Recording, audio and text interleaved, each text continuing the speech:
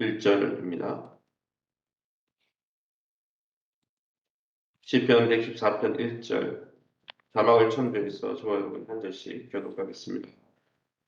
이스라엘이 애굽에서 나오며 야곱의 집안이 언어가 다른 민족에게서 나올 때에 2절 유다는 여호와의 성소가 되고 이스라엘은 그의 영토가 되었도다. 3절 바다가 보고 도망하며 요단은 물러갔으니 7절 땅이여 너는 주 앞 곧 야곱의 하나님 앞에서 떨지어다. 아멘. 오늘은 시편 114편의 말씀 가지고 전능하신 야곱의 하나님이라는 제목으로 말씀을 함께 나누기로 합니다.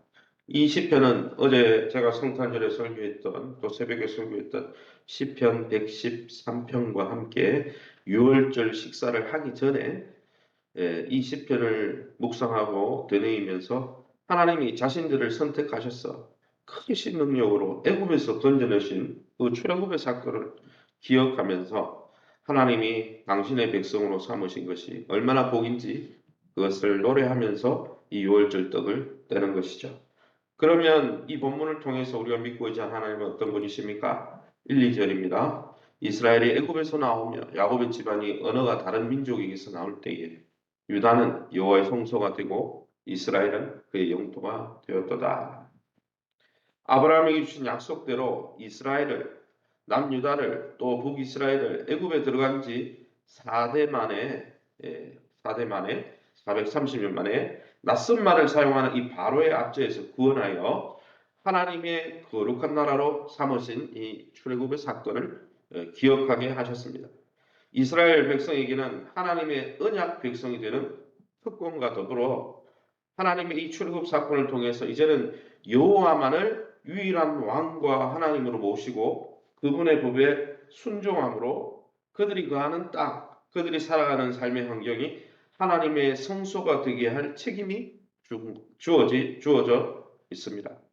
하나님과 이 시내산에서 언약을 체결할 때 그런 하나님의 백성이 되기로 언약한 거죠. 따라서 하나님의 권위 아래 살고자 하는 성도들의 가치관과 언어와 인생의 목표는 세상과 달라야 하는 것입니다. 우리 또한 새 언약 백성이 되었잖아요. 예수의 보혈로. 하나님의 왕으로 모시고 하나님의 말씀을 모국어로 사용하며 살 때 우리의 가정과 일터와 학교와 교회가 세상에서 하나님의 현존과 임재를 드러내는 성소요 그분의 통치가 구현되는 하나님의 나라가 될 수 있는 것이죠. 그러기에 저와 여러분이 이제는 하나님의 백성이 되었으니 하나님의 왕으로 모신 자가 되었으니 하나님의 통치 원리인 말씀을 가까이 하며 그 말씀의 원리대로 거룩한 삶을 살면서 이 땅에서 하나님의 성소가 되는 복된 저와 여러분 될 수 있기를 예수님의 이름으로 축원합니다. 3절 말씀입니다. 바다가 보고 도망하며 요단은 물러갔다 했습니다. 3절에서 6절 말씀 다 읽지 않았지만 읽어보면 자기 백성 가운데 임재하셔서 이스라엘 백성의 길을 형통케 하신 하나님이라고 이 6월절 떡을 먹기 전에 이 말씀을 통해 묵상했습니다. 시인은 이 바다가 보고 도망하며 요단을 물러갔다는 이 말이 무슨 말입니까? 기적적으로 하나님의 기적을 통해 홍해 바다가 갈라진 것, 그래서 이스라엘 백성들이 출애굽하게 되고 또한 가나안 땅에 들어갈 때는 요단강이 갈라져 가지고 마른 땅이 되어서 가나안 땅에 들어갔던 그 하나님의 은혜를 기억하는 거죠. 그들을 막고 있던 바다도 그들을 막고 있던 요단강도 그들을 막을 수가 없었다는 거예요. 하나님이 함께 하실 때 말이죠. 그뿐만이 아니라 하나님의 법이 주어질 때 시내산이 진동했던 일도 떠올리고 있습니다. 그것이 3절에서 6절 내용이죠. 이처럼 시인은 한때 이스라엘 백성의 앞길을 가로막았던 이 요단강 홍해가 왜 그렇게 도망가며 날뛰느냐 조롱하듯 묻고 있습니다.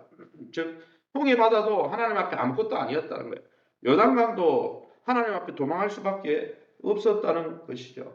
하나님의 인재를 통한 통쾌한 역전의 역사가 그 출애굽의 역사였다고 그들은 기억하고 있습니다.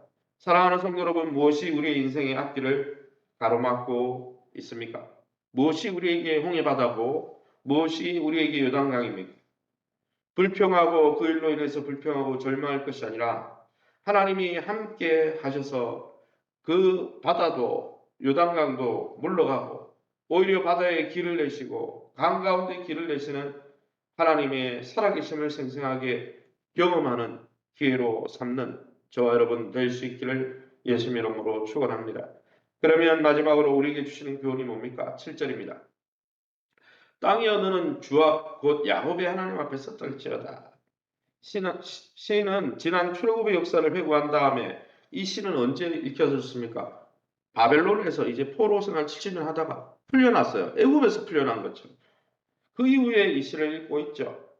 이 지난 역사를 회고한 후에 이제 담대하게 약속의 땅을 향해 하나님 앞에서 떨라고 명령하고 있습니다.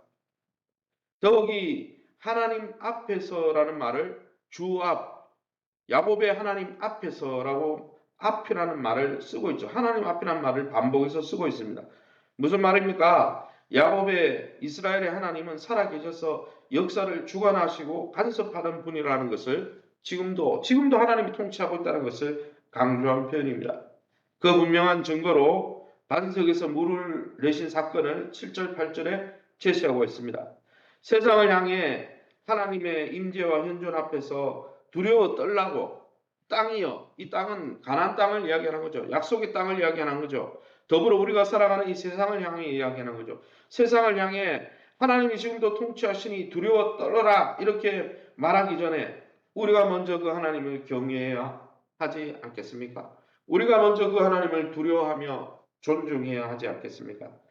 날마다 이 시편 114편을 묵상하면서 하나님이 지금도 우리의 삶을 건지시고 일으키시고 세워가신다는 것을 깨닫고 그 하나님을 두려워하며 경외하는 삶 가운데 우리의 삶 속에 나타난 하나님의 역사를 보고 세상이 또한 하나님을 두려워하는 역사가 있어지기를 예수 이름으로 축원합니다. 시간에 우리 합심해서 기도합니다.